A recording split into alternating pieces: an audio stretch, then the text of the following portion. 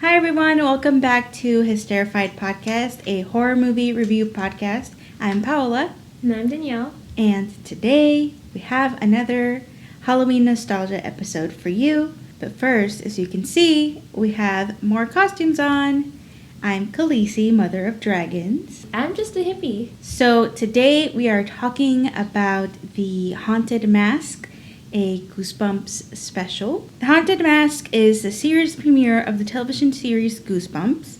The episode is based on the book of the same name by R.L. Stine.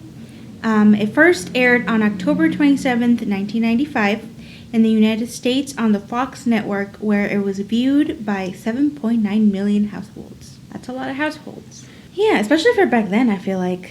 Isn't that more than the recent Grammys got? Probably, honestly, I would not be surprised. Alright, so usually we do a little synopsis, which, by the way, spoilers ahead. Yeah, there's gonna be spoilers. You should have seen this, probably. Yeah, it's been out for, a while, so. They played it on, I think Nickelodeon every year during Halloween. That's when I would watch it. So instead of reading the synopsis, which I usually do, I thought it would be fitting for this time around for me to read the book blurb, the little summary that's on the book itself. Ooh. And yeah, so it says, face to face with a nightmare. How ugly is Carly Beth's Halloween mask? It's so ugly that it almost scared her little brother to death. So terrifying that even her friends are totally freaked out by it. It's the best Halloween mask ever. It's everything Carly Beth hoped it would be, and more. Maybe too much more. Because Halloween is almost over, and Carly Beth is still wearing that special mask. So before we jump into what we liked and what we didn't like, we have a few fun facts for you. My first fun fact is that according to R.L. Stine, he was inspired to write The Haunted Mask after his son, Matthew Stine, had trouble taking off a mask that he wore for Halloween. Rooted in realistic stuff, apparently. Huh.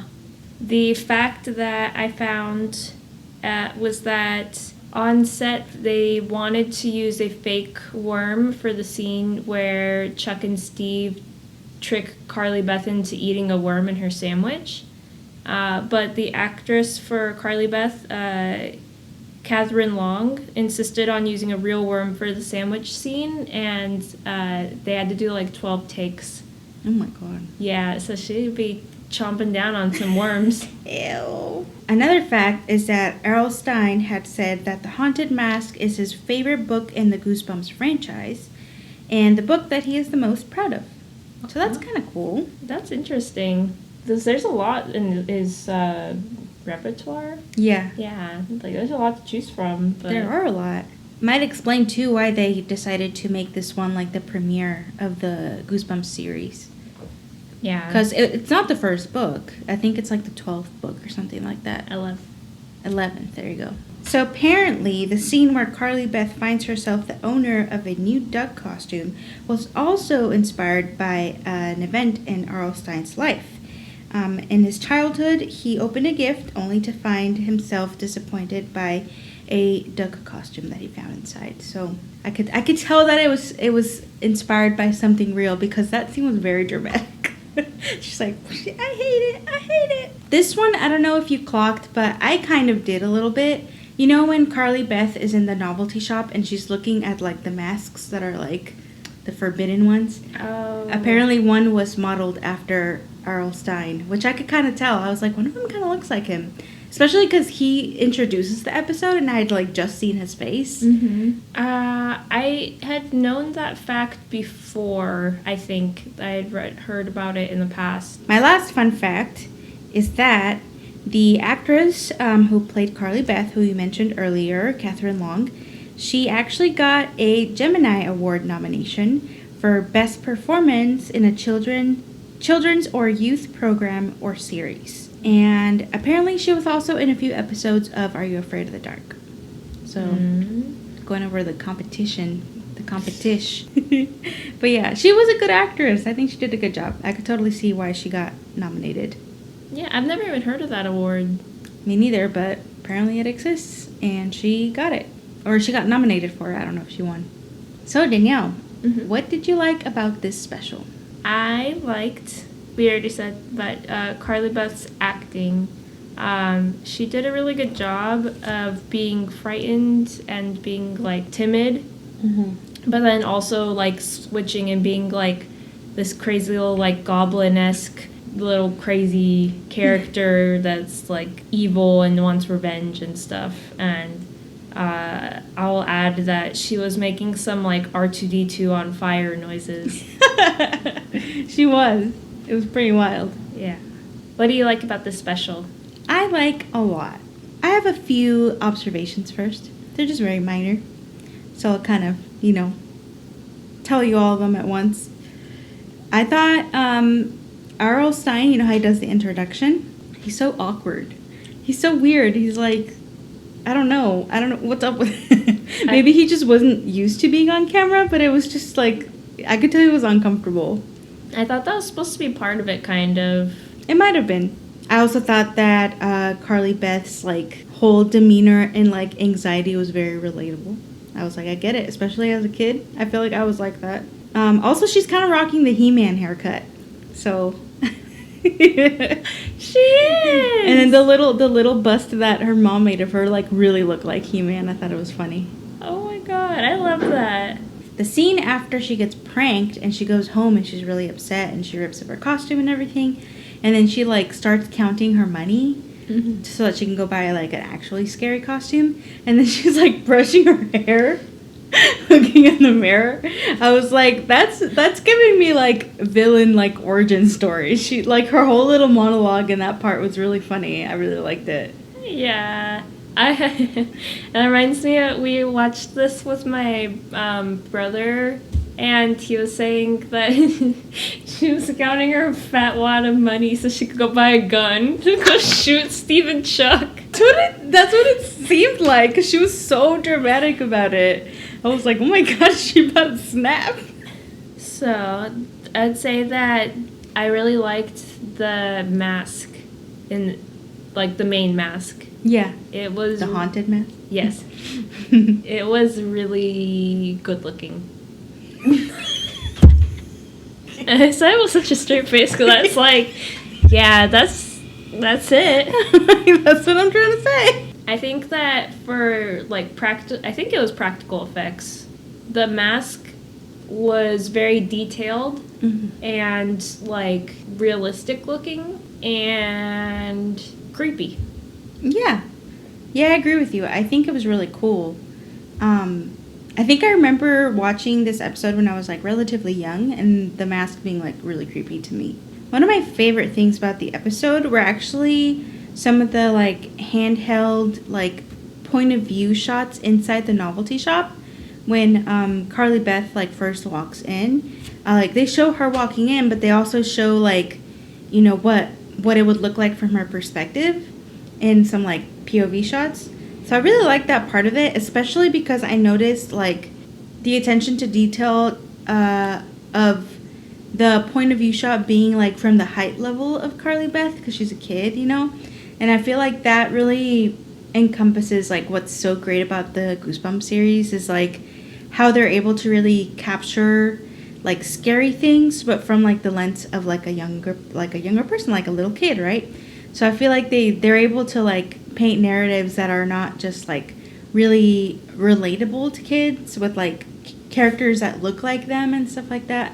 The scary stuff always stems from something that could be realistic, something that kids could encounter in, like, their daily lives. So I don't know, I really like that about, like, this special specifically, but also just about, like, the Goosebumps series in general. I'll say that the opening intro always slaps. It's iconic. Beep, beep, beep, beep, beep. And then the dog. I really liked the fact that Carly Beth got to scare Chuck and Steve and get revenge on them because, like, they're mean to her. And their, like, lame-ass excuse of, like, oh, it's just because we like her. And it's like, bitch, no, you don't torment somebody like that badly if you like them. And if you do, then, like, you need to stop because that's not the way to show them that you like them. It's pretty messed up. that prank was like pretty intense for, what they're probably like middle schoolers or something. I was like, dang, these kids are messed up. I really like the actor who played like the storekeeper guy or like the mask maker dude. I thought he was like so committed to his role. Now watching it as an adult, I can see like the performance was pretty cheesy, but I feel like watching it as a kid, I would have enjoyed, how like kind of amped up it was for like the spooky factor. So I really liked him.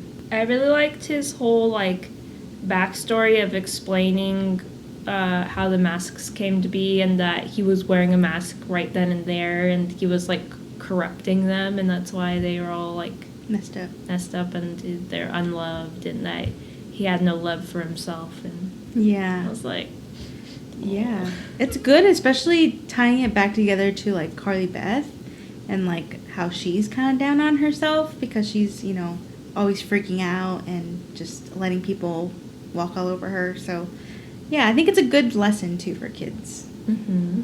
So this next thing I really like, which I'm sure you will agree with me, you kind of already brought it up, but her voice as like as the haunted mask Mm-hmm. was so cool. It was just really funny, but also like so like maniacal and crazy and like super like goblinish, like you said. Mm-hmm. It was so good. I don't know if it was her under the mask or if maybe it was another actor, but yeah, they were really good as like the haunted mask person, and that little scream voice that they do is so fun. Yeah. And then lastly, I just wanted to say that I really like this special because it's obviously like very nostalgic for me. As a fan of the Goosebumps books and the series, I feel like I really connected to like, the beginnings of what I identified as a horror genre. And I feel like it was much like Scooby-Doo was like the origin for you. I feel like Goosebumps was the origin for me. I mean, this and Are You Afraid of the Dark? It just like, it got me familiar with, the feeling of being scared and like experiencing like suspenseful like storylines and stuff like that. So, so I think this is like one of my favorite Goosebumps episodes, and that's why I thought it would be good for our little Halloween nostalgia episode. Goosebumps and Are You Afraid of the Dark are both like just really fun to watch. Like even as an adult, like I don't mind putting them on and watching them every once in a while, and yeah, they're good. They are good. Yeah, they hold up, I think, for the most part. Especially, I mean, the storylines like hold up. Sometimes some of them are a little bit weird, but I think just like the feeling that you get when you watch something that you used to enjoy a lot when you were a kid, it's like unbeatable. So I get that feeling a lot when I watch Goosebumps. So that's gonna be it for our last Halloween nostalgia episode. We hope that you guys enjoyed it. Let us know what were some of your favorite Halloween shows as a kid, things that maybe inspired you to get into the horror genre. As always, if you have any comments or questions or movie suggestions, you can email us at danielleimpala@gmail.com. And then you can go ahead and follow us on social media. On Instagram, our handle is hysterrifiedpodcast. And you can follow us on Twitter as well. We have the handle hysterrifiedpod. And we post updates on there and stuff like that. If you are listening on the Apple Podcast app, go ahead and give us a rating and a review. We appreciate it. Thank you so much for watching or listening, and we will see you next week for another spooky episode. Bye!